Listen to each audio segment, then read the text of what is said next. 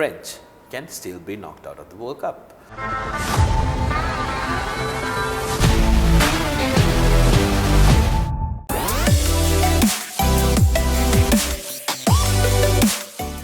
You're watching Sri Lanka's #1 sports hub, www.thepapare.com. A warm welcome to another episode of Black Knight Rugby World Cup special, brought to you on your favorite sports network.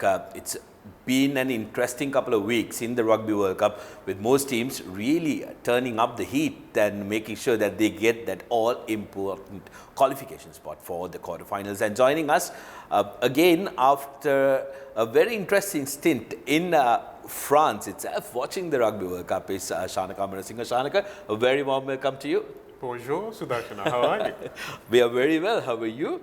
Very good, very good. I'm sure it must have been very, very interesting experience in France, getting to watch some of these games, and also being involved with the World Cup. This World Cup is by far the most competitive one in a long line of World Cup. Shanaka, how was the experience in France? Well, the experience was fantastic. It was a very French experience, I have to say. Because compared to the Japanese experience, Sudarshan, they were a little bit disorganized, a little bit more last minute than the Japanese, you would expect the Japanese to be. So in that sense, the media run was a little bit frustrating sometimes, because you're never really sure where you're going to be or what you're going to be doing.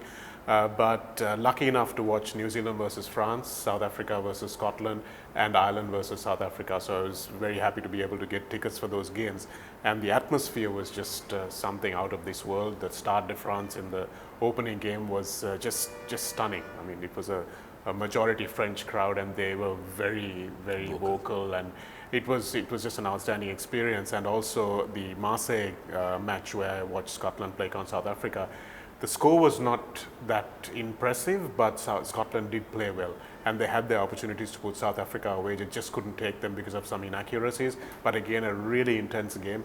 But of course, Ireland versus South Africa again at the Stade de France, and that game, I mean, I've been lucky enough to watch a fair bit of international rugby, Sudarshana, and in terms of intensity, in terms of what those teams wanted to achieve from the game, and in terms of just quality of players on the pitch, I don't think I've ever seen a game like that. Oh, absolutely. I think that's a very rare fortune. Any rugby fan would have cherished, and very happy that you managed to be there for that game, Shanaka. Let's talk a little bit about how things are shaping up now. We are closing in on the final week of the pool games per se, and some of the teams have already qualified for the quarterfinals. England will find themselves very, very lucky, Shanaka. I mean, it's pretty much pure luck that they have qualified for the quarterfinals, especially because of the group that they are in. They have Argentina and Japan in that group, who will be tussling each other to secure that qualification spot. But England, very lucky. Oh yeah, they're absolutely lucky, and it's been almost comedic the way they've qualified, isn't it, Sudarshana? It's like they've been watching Monty Python videos in their training camp, because they came to the Argentina game. In the first 3 minutes, they had a red card of one of their most influential players, Tom Curry, and I don't think there's any argument with that red card. But then Argentina just imploded. They just went down the escalator and never were able to come back up. And then George Ford took the game by the scruff of its neck, and I think the red card to Owen Farrell was probably a blessing in disguise, that they had to start Ford. And he put those drop goals in, and Argentina never were able to recover from that scoreboard gap.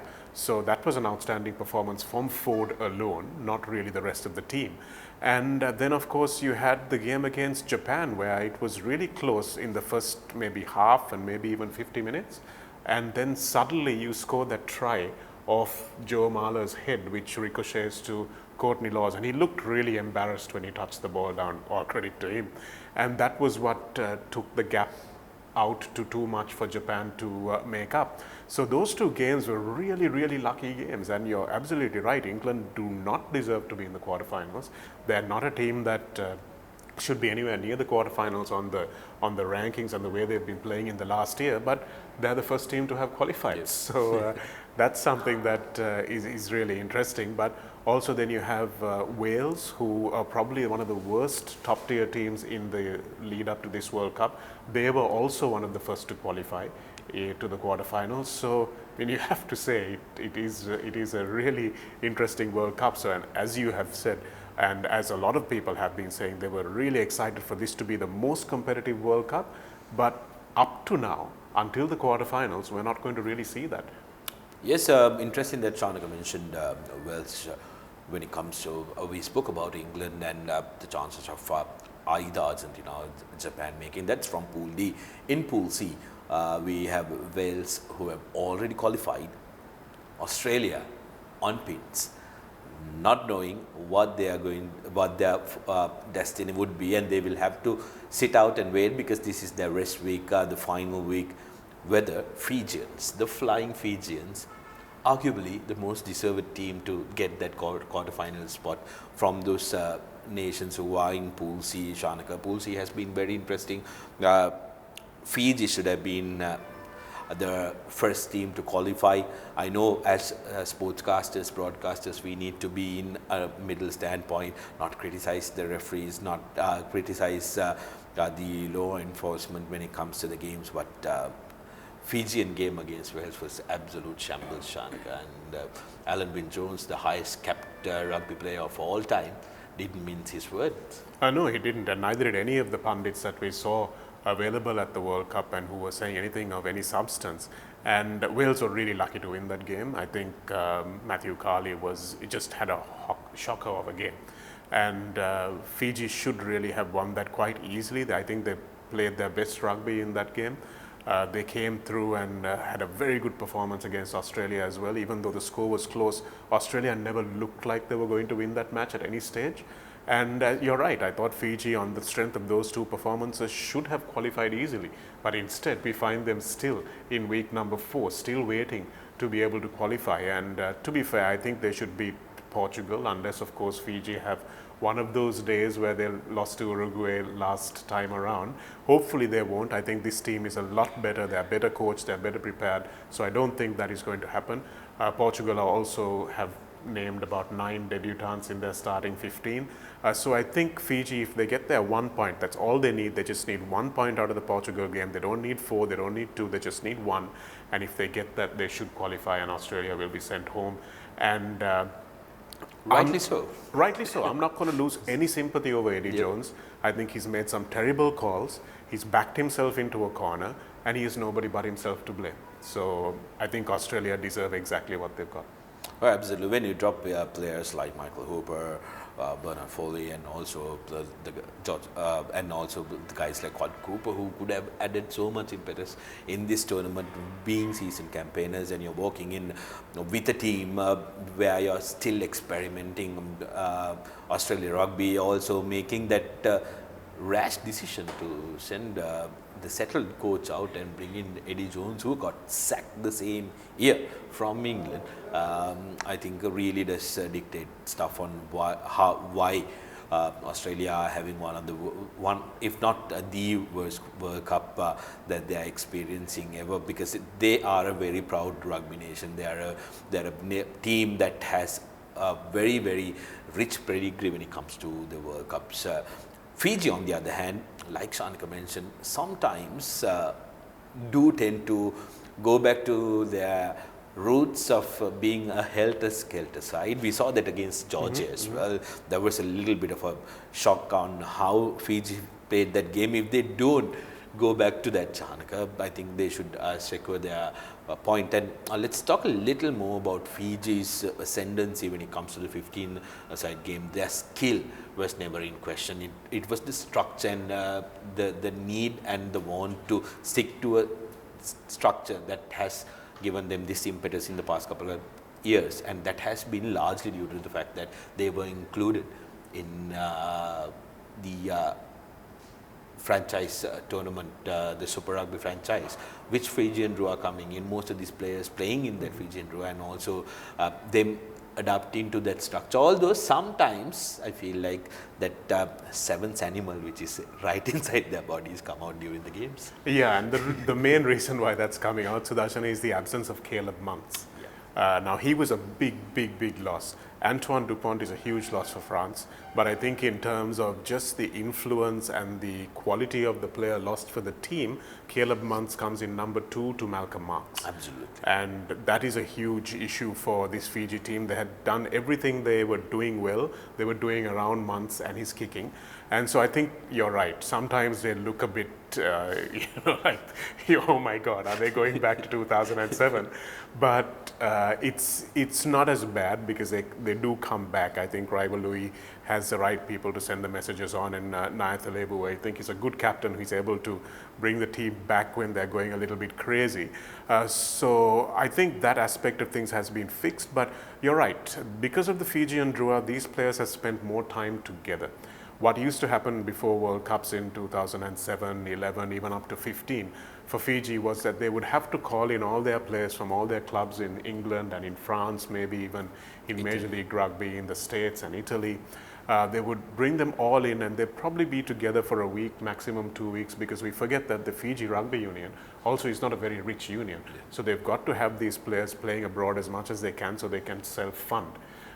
We've been talking about Joshua Tuisova, who's lost his son, and most other teams would have been able to afford to send him out for the funeral, fly him back very quickly. But unions like the Fiji Rugby Union probably don't have that set of infrastructure, financial resources to be able to do that. So we need to take that stuff into account as well. So as a result of that, I think Fiji have never been able to live up to their potential, and slowly they're coming there.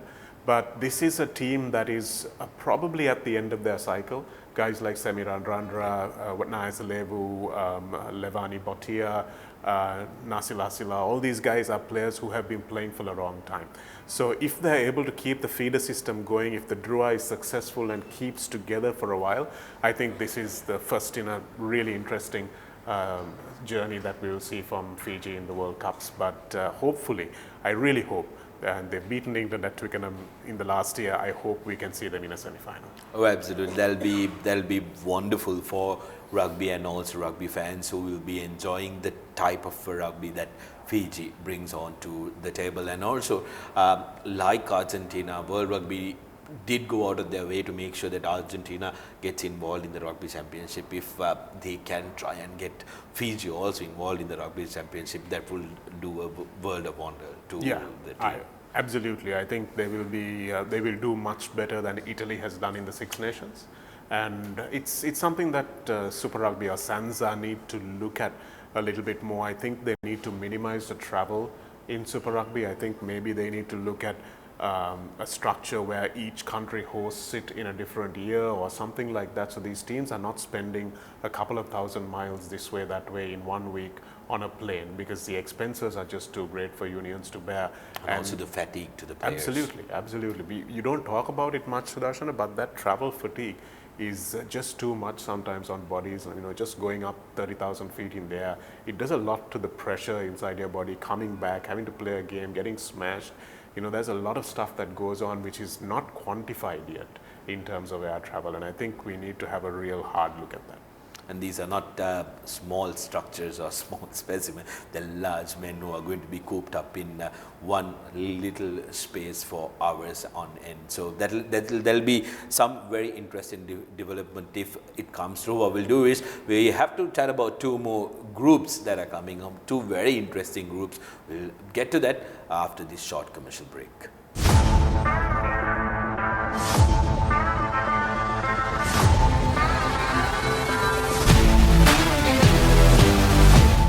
Welcome back to the Black Knight Rugby World Cup special. Black Knight, of course, the brand that encapsulates male grooming from head to toe, is partnering us in this journey to bring you very interesting stuff of the Rugby World Cup. We were chatting about the groups and how their chances look like, Shanika, when it comes to the quarterfinal qualification. We are done with Group D, we are done with Group C. Group B, very, very interesting group this. Because now South Africa is currently with 15 points. You have Ireland just below them, the number 1 ranked team. They beat South Africa, but they have a game in hand. Scotland, on the other hand, who are placed third, still can get through. This group is undecided. Nobody has secured qualification.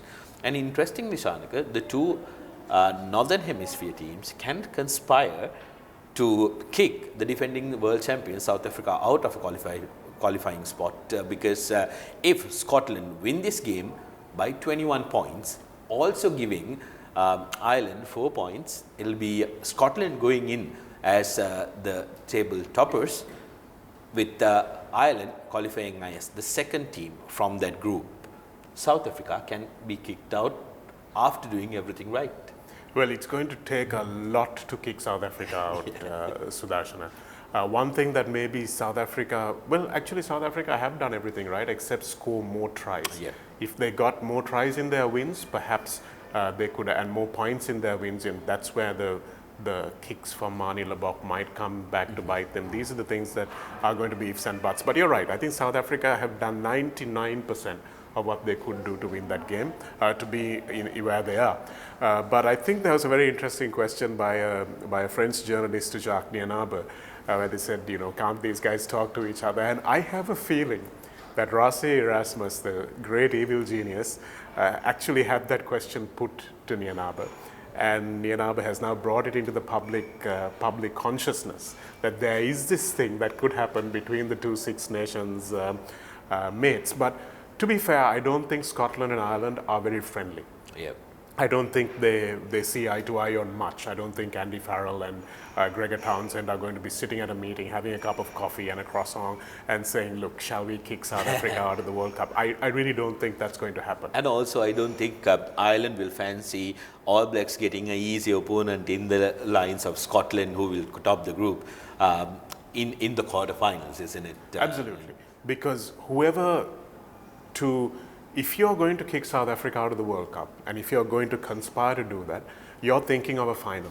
Absolutely. You're thinking of, because these are the teams in your group, the only time you're going to meet them again is in the final. And if you get there.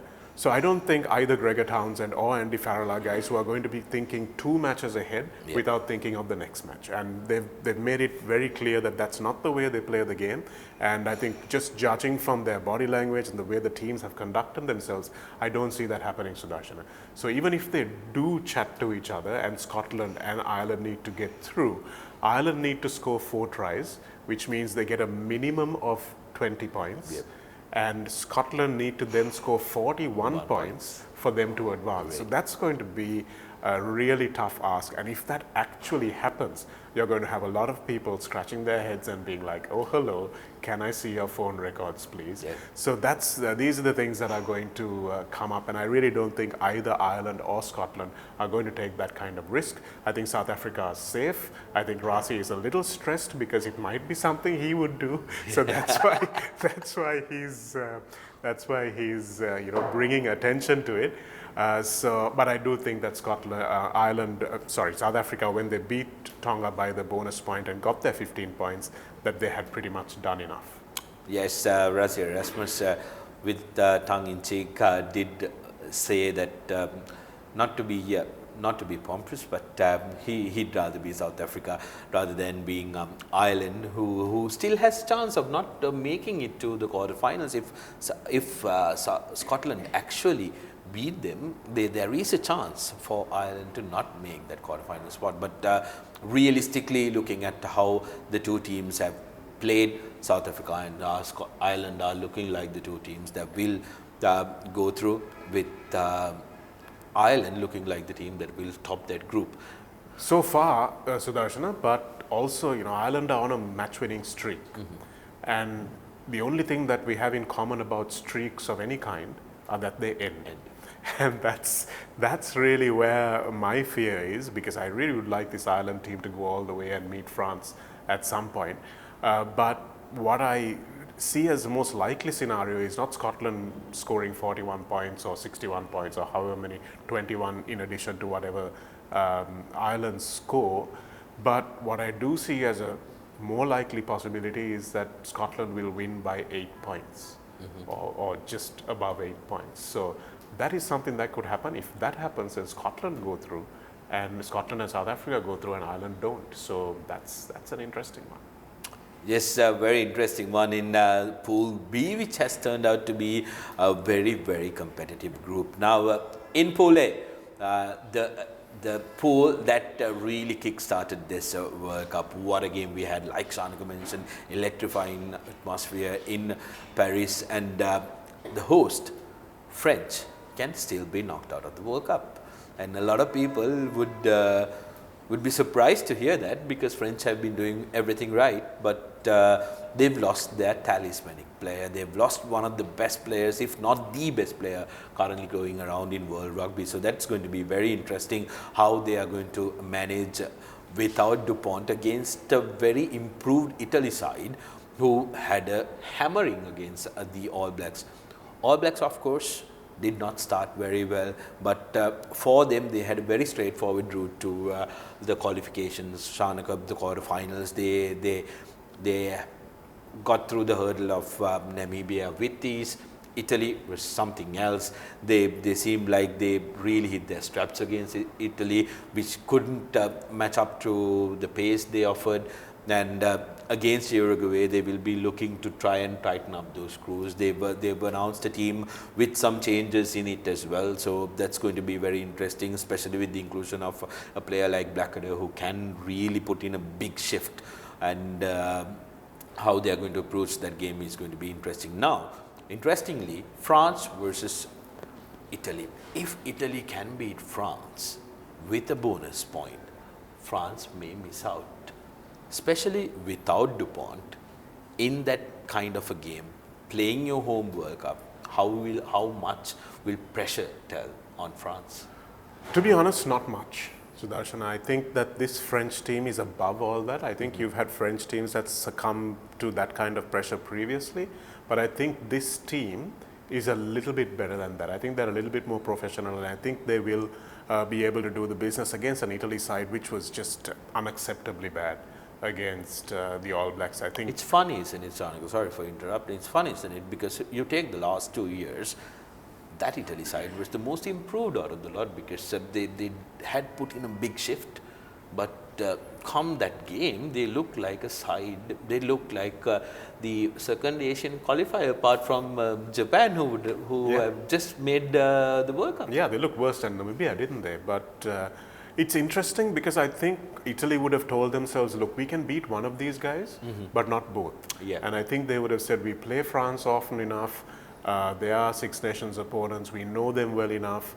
We're living close by. We just need to travel. Yeah, we just need to come in and just beat them. That's just going to be our World Cup.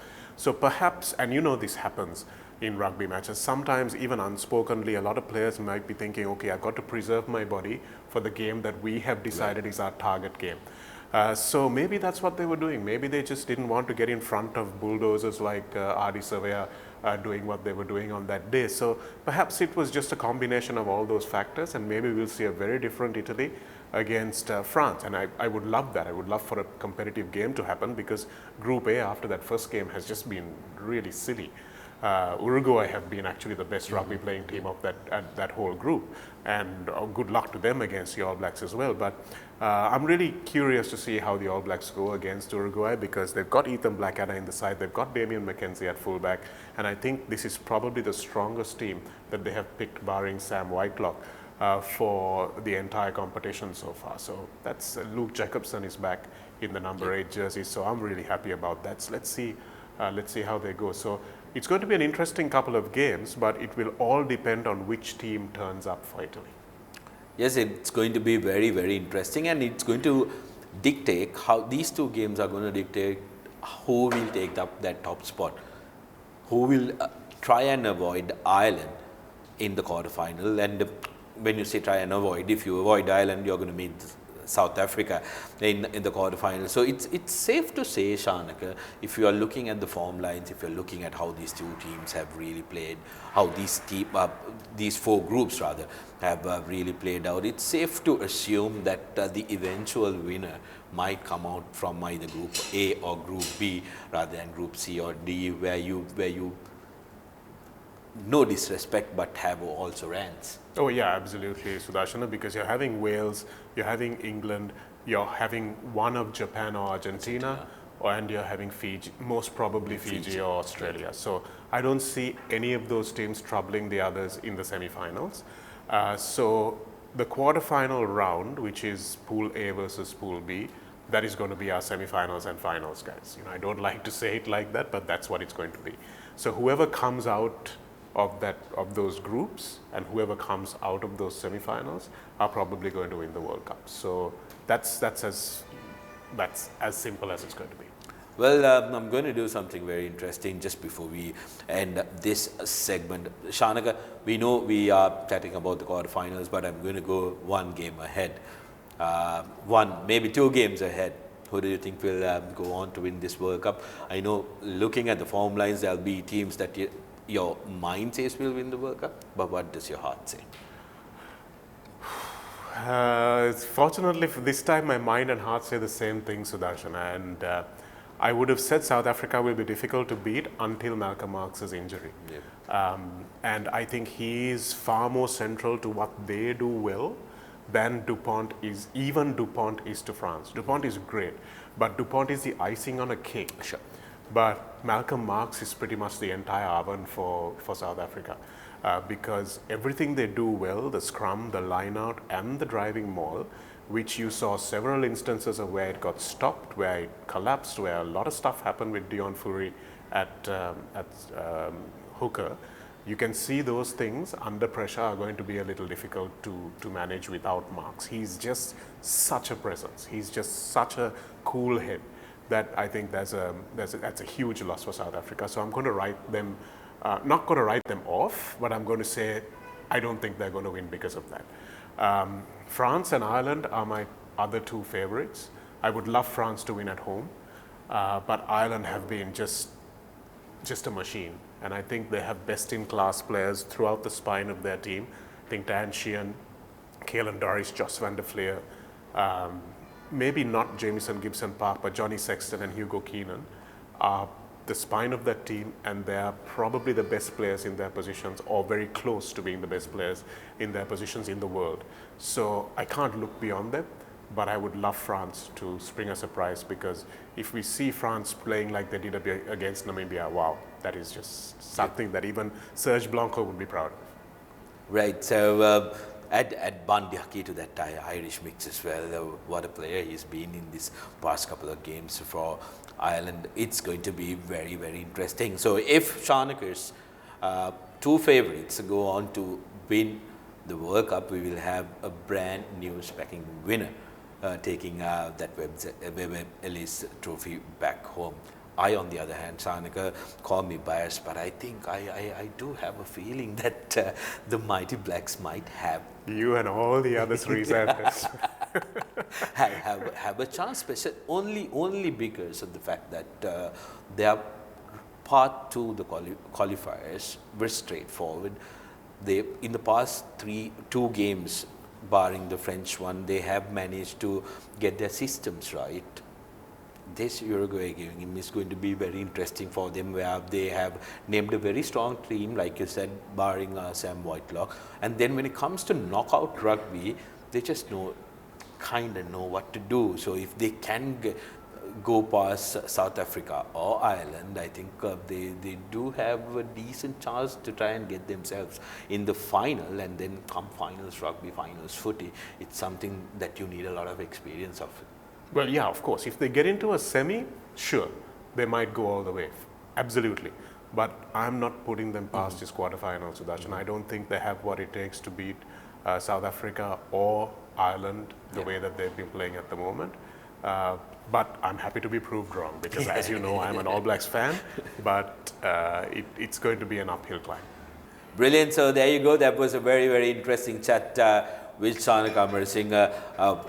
Black Knight Rugby World Cup special brought to you on Sri Lanka's #1 Sports Hub. What we'll do is we will stop for today, but next week when we come back, we will have the quarterfinals. That's going to be very, very interesting. Shanaka, thank you so much for joining us. Thanks for having me. A reminder to you that Papare.com will be bringing you everything that you need to know about the Rugby World Cup, and we will be bringing you all the action on Papare TV, channel number 126, on Dialogue TV as well. Until we meet next time, I'm Sudarshan signing off for thepapare.com.